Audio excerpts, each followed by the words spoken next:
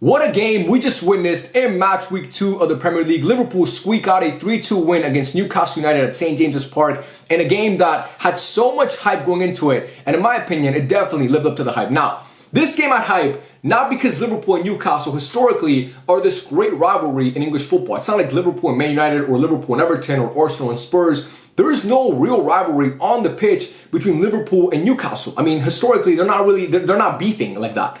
But this game had a lot of hype going into it because Newcastle and Liverpool have been beefing off the pitch this entire transfer window. We know Hugo Ekitike. Newcastle wanted him. I saw a story that apparently Eddie Howe wanted Ekitike in the winter transfer window, back in 2022. So over 3 years ago, Eddie Howe wanted Hugo Ekitike at Newcastle and obviously couldn't get him. And Ekitike ends up going to Liverpool in this transfer window. And also, the biggest story surrounding these two clubs is the whole thing with Alexander Isak, which has been the biggest story in the transfer window so far.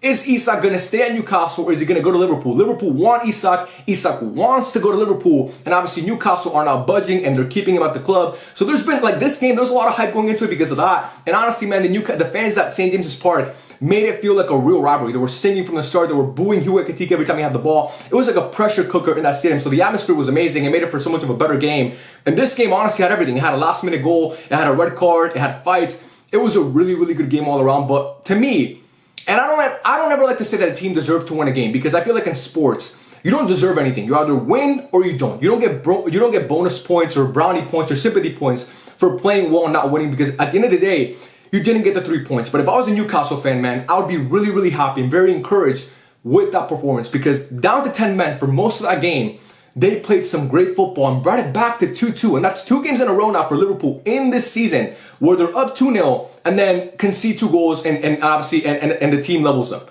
And both times they needed a last-minute winner from a player off the bench to save them. That's twice. Against Bournemouth it happened, and then today, obviously, against Newcastle. So if you're a Liverpool fan, and look, I have some rooting interest for Liverpool this season because I picked them to go invincible in the Prem in my preseason bold predictions video. I picked them to go invincible. I'm very high on Liverpool this year. I think they have a great team. But what I've seen these past 3 games, going back to the Community Shield, I have not been impressed. But in terms of this game, the first half, especially for the first 25 minutes, it was hard to get into the game because there was fouls constantly. The game just kept stopping and stopping and stopping because players were fouling and people were getting fouled. So it was kind of hard to get into the game then. It was a choppy game in the sense that, like I said, there were stoppages all the time. So there wasn't really a flow to the game. But in my opinion, in the first half overall, even though Liverpool won the first half 1-0, which we'll talk about that goal, I think Newcastle played better. I actually think Newcastle played better. I don't think Liverpool were very good in that first half. Barely created any real chances.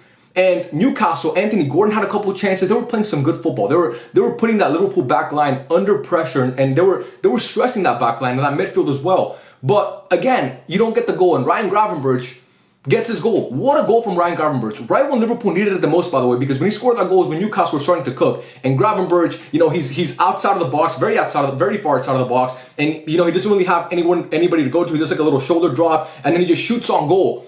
And it was a great goal. What a shot to the near post by Ryan Gravenberch. It goes post and in. Nick Pope can do nothing about it. And at that point, even though I believe Liverpool should have been up, Newcastle should have been up in the game or could have been up in the game, they were not. It was actually Liverpool that were winning the game 1-0.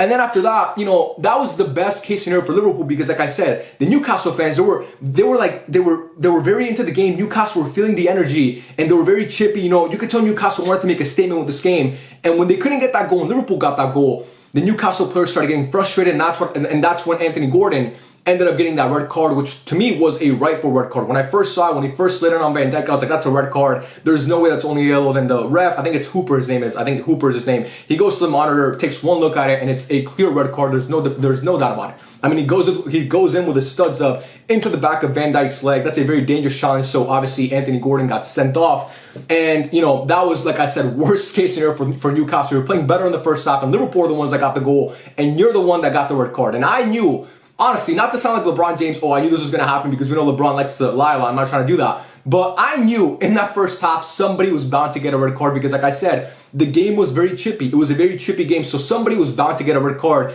And it ended up being a Newcastle player, of course, and Anthony Gordon, who I thought actually was Newcastle's best attacker. Elanga had some good moments too, but I thought Anthony Gordon, for the most part, was their best attacker in that game, creating most of the chances, and he gets sent off. And then in the start of the second half, again, the worst thing possible for Newcastle is Liverpool getting a goal right away. A minute into the second half, Cody Gakpo shoots on goal. It gets deflected back to him actually, and then he plays that ball to Hugo Ekitike. And Ekitike with a wonderful finish. We'll talk about some of the other Liverpool players later on in this video. But Hugo Ekitike, man, I've been really impressed with what he's done at Liverpool so far. I've been really impressed with it. The first game against Crystal Palace in the Community Shield, he scored a great goal. Scored a goal against Bournemouth as well on Friday of last week, obviously the first game of the season. And today gets another goal. So 3 goals in 3 games for Hugo Ekitike. He's proving to be a great signing, and that was a great finish from him. But then, you know, after that Ekitike goal, Newcastle just started kind of, you know, they were cooking, man. They were putting on the pressure. Valentino Livramento, what an underrated player he is. He had such a great game today. Trippier wasn't good. The other fullback, the right back wasn't good in Trippier, but Livramento, man, he played such a great game. So, like going forward defensively, he was great. One of the most underrated players in the world, in my opinion, is Valentino Livramento. I've thought that for years. Because I think he's so complete as a fullback. And I think Newcastle are already a big team, but now I think one of the top 6 clubs are going to snatch him up pretty soon because he has that level of talent. He should be playing for a big 6 club and again, no disrespect to Newcastle because they're kind of working their way into that conversation, I guess you would say. But anyway, I think Livramento was playing a great game, and you know he's actually the one that gets the assist for the first goal from Newcastle. He sends it across into the box, and then Bruno Guimaraes, who also had a great game. Newcastle's leader, he gets a header, it goes in near post, a great goal. Newcastle were, you know, the crowd was happy at that point. You know, they were excited, and you know it seemed like the comeback was on. And the way that Newcastle were playing, you were expecting a second goal to happen eventually, and then they got the second goal. What's his name? I wrote it down right here. Osoula. Yeah, he's from Denmark, I'm pretty sure. I think Newcastle signed him a couple years ago. He doesn't really get much playing time, but he got a goal today. He got that second goal, and it was a pass from Nick Pope and a great finish to put it past Alisson, and it was beautiful. It was a really, really good finish, and at 2-2, I actually thought that the team that was closer to getting a third goal and winning the game was Newcastle, not Liverpool. Like, if you were to turn on the TV in the second half and you had no idea what happened in the first half, you would think that Newcastle were the team playing with 11, Liverpool were playing with 10. You would think Liverpool were down to 10 men and not Newcastle, because Newcastle were playing so much better. And Liverpool, from the 50th minute up until the 90th minute, they were not playing good football at all. Their midfield couldn't do anything. For the most part, Liverpool today did not play well. I'll get more into players individually once I go through the goals. But then this guy, Rio Ngomua, I'm sure I'm pronouncing that right. Yeah, Rio Ngomua. Or Ngomuha, I don't know. The young Nigerian kid, Rio Ngomuha, gets a goal, and it was a beautiful goal. It was the best combination play Liverpool had all game by far. It wasn't even close. It was such great combination play at the edge of the box. Salah plays in the ball. Saba's lets it go, but does that dummy run, and then Ngomua with a great finish to the far post. What a composed finish for such a young kid in that moment, bro, to come off the bench, the same way that Chiesa did, obviously last week, coming off the bench and scoring that goal. It's huge to build confidence. And look, man, we're seeing Arsenal bring Max Downing off the bench, who's 15 years old. We're seeing Ngomua come off the bench for Liverpool, who's 16 years old. Not to make this about Barca, but the Lamine Yamal influence is real. All these managers see what Lamine Yamal is doing at Barca, and they're saying, you know what, we have these young kids in our academy, or these young kids that we signed. Let's just play them, even though they're 15 or 16 and we don't think they're ready for first team football yet. Let's just try it out. That's what happened with Barca. Barca didn't know, we were just going through a bad season, and Xavi was like, you know what, bring up the Lamine Yamal kid who's tearing all the records at La Masia, who's playing like a fucking beast out there, and they brought him up, and look what happened now. So maybe Rio Ngomua ends up being, you know, the next Lamine Yamal, or maybe Max Downing ends up being the next Lamine Yamal. But yeah, man, for that kid to get that goal, it was beautiful. But now, I want to talk about more a broader picture of the game now that we went through the goals, because I've watched every game Liverpool played so far since the Community Shield. So I watched the Community Shield game against Crystal Palace, I watched the opener against Bournemouth, and I watched the game today. I've not been impressed, and I think Hugo Ekitike has been great, like I said, but Florian Wirtz has really struggled to get into the game so far. I haven't really seen the Wirtz that I saw at Leverkusen, and look, man, he has good combination play. He's looking for the give and go, but he's missing that final thing. You know, you're looking for that final thing, that end product, and you're not really seeing it so far from Florian Wirtz. And for a guy who spent over 120 million on, for a player that you spent that much money on, you want to see that. Now, it's still early, okay? You're not always going to hit the ground running in a new league. It's difficult to kind of get acclimated to a new league. We've seen that with many players going into the Prem, but for a guy that you spent that much money on, you kind of want him to kind of pick it up sooner rather than later, because if Florian Wirtz has a couple more games like this, the pressure's going to start to build. It's already building, but it's going to start to build even more. But again, I'm not going to sit here and act like Wirtz is a flop already because it's only been 3 games. But I actually think he could be doing a lot more in this game. Mohamed Salah, Mo got the assist, obviously, for the third goal, for the final goal, for the winner. I watched Mo in the Community Shield, wasn't impressed. I watched Mo against Bournemouth. He got a goal in that game, but I wasn't impressed. And I watched him today, and even though he got the assist, and that was very good play from Liverpool to get that goal, and what they did, the combinations they were playing, and the dummy run from Szoboszlai was great. I haven't been impressed. So and I think as a whole today, I mean, Milos Kerkez played like shit. He has not been good either. So a lot of Liverpool's new signings are not really stepping up. Their best player from last season is not really stepping up. You know, today we saw Szoboszlai play at right back because obviously Frimpong picked up a knock against Bournemouth. And I was thinking maybe Arne Slot was going to go with Connor Bradley at right back, but he didn't. He went with Szoboszlai. And I actually think Szoboszlai did a good job at right back. When I was watching the game, I was really impressed with the way that Szoboszlai was playing because I was like, when I first saw the lineup, I was like, okay, Szoboszlai at right back, he's probably going to invert into the midfield. He was kind of playing as a true right back for most of the game. He was playing as a true right back, and I actually think he did fairly well. So, you know, very good.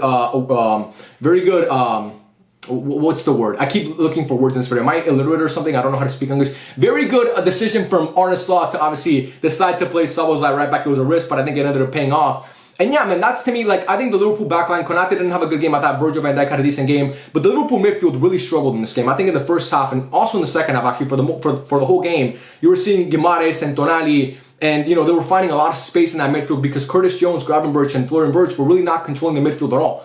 And when you have those profiles in the midfield, you were expecting a little bit more control. But again, they couldn't get much control. And Liverpool as a whole, man, like I said, they couldn't really create many chances. It was hard for Liverpool to actually, you know, create clear-cut chances throughout this whole game. And I think Newcastle, man, like I said, I think they played well. And I think if Alexander Isak would have been a part of that game, it's a different score. And I think actually Newcastle win that game. But again, you don't have Isak. And that's why I think that as a Newcastle fan, you got to be pissed because we have this guy under contract. You know, he signed a contract. He should be here. Even though, whether I agree with it or not, okay, Isak signed a contract. I'm mostly, you guys know me, I'm extremely pro player kind of to a fault. So I'm always going to side with the player in this whole Isak and Liverpool and Newcastle saga. I haven't really talked about it much, but because I've been kind of waiting for a conclusion. Once it hits a conclusion, whether he signs or stays, I'll talk about it. But I've been on Alexander Isak's side. For those of you guys that, you know, I haven't said it yet, but I'll tell you guys now.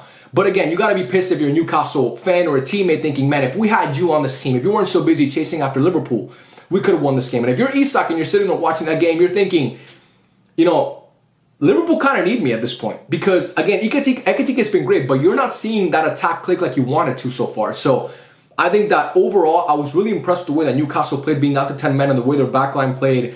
It was, I mean, I think Dan Burn had a good game. I think, like I said, Livramento had a really good game. Trippier, not so much, but I think they played well. And for them to be down to 10 men for most of that game, losing Anthony Gordon, one of the most threatening attackers, and still find a way to win, you got to give credit to Newcastle and Eddie Howe. Obviously, haven't picked up they've only picked up 1 point so far in the Premier League season. I think they drew against Aston Villa, actually. Yeah, the first match week. I'm pretty sure that's what happened. They drew. I know they drew a game. I think it was against Villa, but I'm not sure.